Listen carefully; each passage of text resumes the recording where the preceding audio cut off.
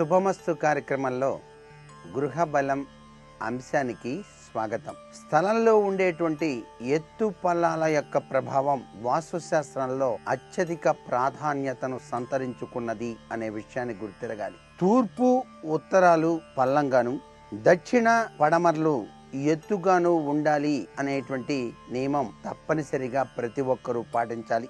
నైరుతి అనేటువంటిది అన్ని దిక్కుల కన్నా మూలల కన్నా కూడా ఎత్తుగా ఉండటం సర్వశ్రేయోదాయకవంతమైన ప్రభావాన్ని ఇస్తుంది.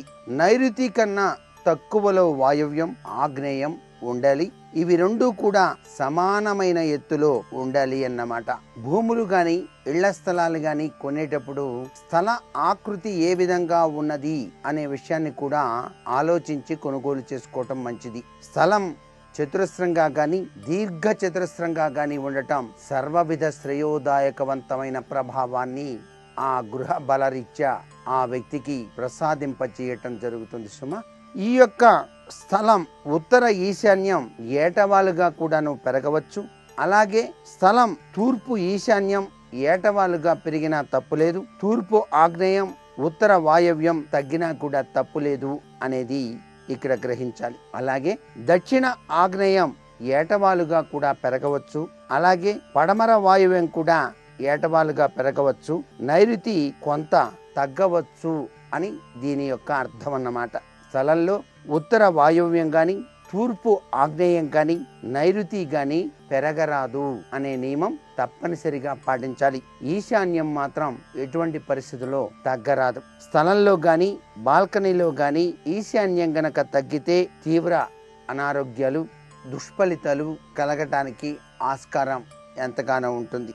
ఇల్లు నిర్మాణం చేసుకునేటప్పుడు ఇల్లు చతురస్రంగా గాని దీర్ఘ చతురస్రంగా గాని మెట్లతో కలిపి ఉండాలి. దక్షిణ ఆగ్నేయం గాని పడమర వాయవం గాని పెరుగుతూ ఇల్లు నిర్మించవచ్చు. కానీ ఇది చాలా జాగ్రత్తగా వాస్తు పండితుల యొక్క ఆధ్వర్యంలో జరగడం మంచిది.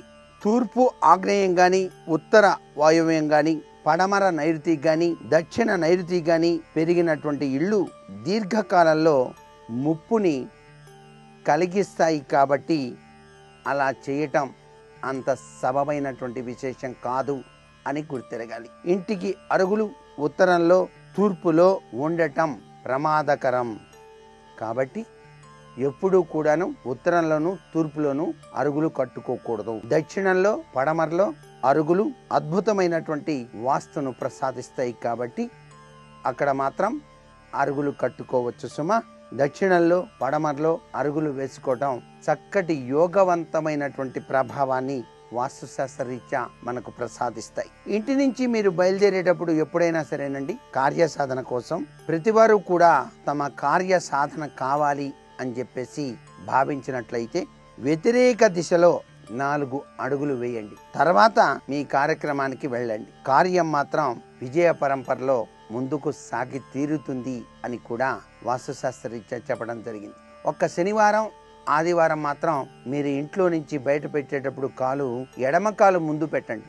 మిగతా వారాలన్నిట్లో కూడా కుడి కాలే మొట్టమొదటిసారిగా బయట పెట్టి మీరు కార్యక్రమాలకి బయలుదేరి చూడండి. పనులన్నీ కూడా దిగ్విజయం అవుతాయి. ఇవన్నీ కూడా మన ప్రాచీన ఋషులు మనకు చెప్పినటువంటి నిత్య సత్యాలు. అలాగే పని కోసం మీరు బయటికి వెళ్ళేటప్పుడు ఎటువంటి నరఘోష మీ పైన పడకుండా ఉండటానికి, ఇతరుల యొక్క దిష్టి దోషం మీ పైన ప్రసరించకుండా ఉండటానికి ఒక నిమ్మకాయ మీ జేబులో పెట్టుకొని బయలుదేరండి. ఇతరుల యొక్క నరదృష్టి ప్రభావం మీ పైన పడదు. ఏమిటోనండి, ఈ మధ్య బయటికి వెళ్ళొచ్చాను అంటే సారు నాకు విపరీతమైన తలనొప్పి వచ్చేస్తుంది, అసలు చెప్పలేకపోతున్నానండి, ఎంత ప్రయత్నం చేసినా తగ్గట్లేదు, తర్వాత ఎప్పుడో మధ్యాహ్నానికి కానీ తగ్గట్లేదు, ఏం చేయాలి అని చెప్పేసి చాలా మంది ఈ విషయాన్ని ప్రస్తావిస్తూనే ఉన్నారు. ఎందుచేత తలనొప్పి వస్తోంది అంటే వీళ్ళు చాలా చక్కగా అలంకరణ చేసుకోవటం, మంచి మంచి దుస్తులు ధరించి బజార్లో అలా పని మీద వెళ్తున్నప్పుడు అందరి దృష్టులు ఒక్కసారిగా అలా కేంద్రీకరించబడటంతో ఆ దృష్టి దోష ప్రభావం చేత ఆ మహిళకు లేక ఆ వ్యక్తికి ఇలాంటి తలనొప్పి రావడానికి ఆస్కారాలు అధికంగా ఉన్నాయి. అందుకే మన వాళ్ళు ఏం చెప్పారంటే బయటికి వెళ్ళేటప్పుడు తప్పనిసరిగా ఎర్ర కుంకుమ బొట్టు పెట్టుకో అని చెప్పారు. ఇటీవల కాలంలో ఈ బొట్టు బిళ్ళలు వచ్చినాయి. అవన్నీ కూడాను కేవలం ఆ యొక్క చర్మంతో తయారు చేసినవి. దానిలో పవరు అంత గొప్పగా ఏముండదు. దిష్టిని నివారించే శక్తి దానికి లేదు. అందుచేత కుంకానికి అత్యధిక శక్తివంతమైన ప్రభావం ఉంది. తిలక ధారణకు అత్యంత శక్తివంతమైన ప్రభావం ఉంది. అలాగే విభూతి ధారణకు ఎనలేని మహిమ ఉంది. పురుషులు తప్పనిసరిగా విభూతి ధారణ చేసినట్లయితే ఆగామి సంచిత ప్రారంధ కర్మాల నుంచి బయలుపడతారు. స్త్రీలు కూడా ఇటీవల కాలంలో విభూతి ధారణ చక్కగా పెట్టుకుంటున్నారు. కుంకుమ బొట్టుకు ఉన్న ప్రాధాన్యత అమోఘవంతమైంది.